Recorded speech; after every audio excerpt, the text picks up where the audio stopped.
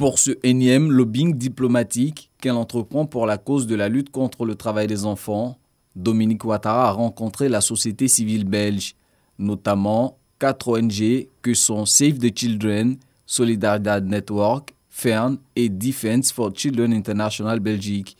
Pour toutes ces ONG qui ont en commun la défense et la protection des droits des enfants, la Première Dame leur a fait part des efforts réalisés par la Côte d'Ivoire ces dernières années concernant la lutte contre le travail des enfants. Grâce aux vastes campagnes de sensibilisation et de communication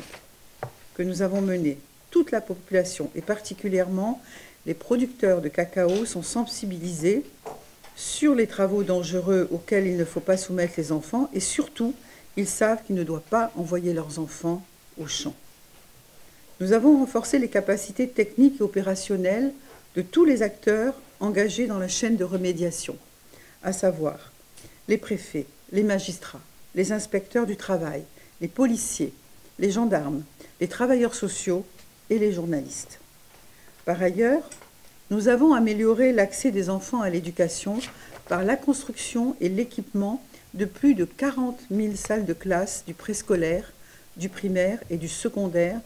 ainsi que des cantines scolaires dans les villages pour permettre aux enfants d'aller à l'école, de les y maintenir et de les soustraire au risque du travail des enfants. Tous ces résultats sont le fruit de la mise en œuvre des plans d'action pilotés par le Comité national de surveillance des actions de lutte contre le travail des enfants. En sa qualité de présidente de ce comité, Dominique Ouattara plaide pour le soutien des ONG belges dans la bataille qui vise à éviter toute sanction de l'Union européenne sur le cacao ivoirien. Je voudrais ajouter que la mission que nous nous sommes assignée de venir au bout du travail des enfants est complexe, car nous subissons depuis plusieurs années une forte pression migratoire des populations qui fuient le terrorisme dans les pays limitrophes. En dépit de ces difficultés,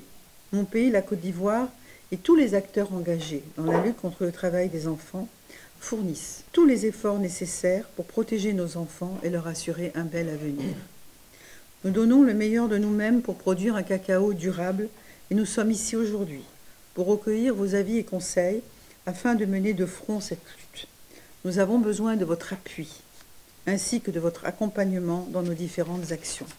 Le combat mené par Dominique Ouattara a tout son sens. En Côte d'Ivoire, le cacao fait vivre plus de 6 millions de personnes et les 2 tiers de la production nationale sont destinés au marché de l'Union européenne.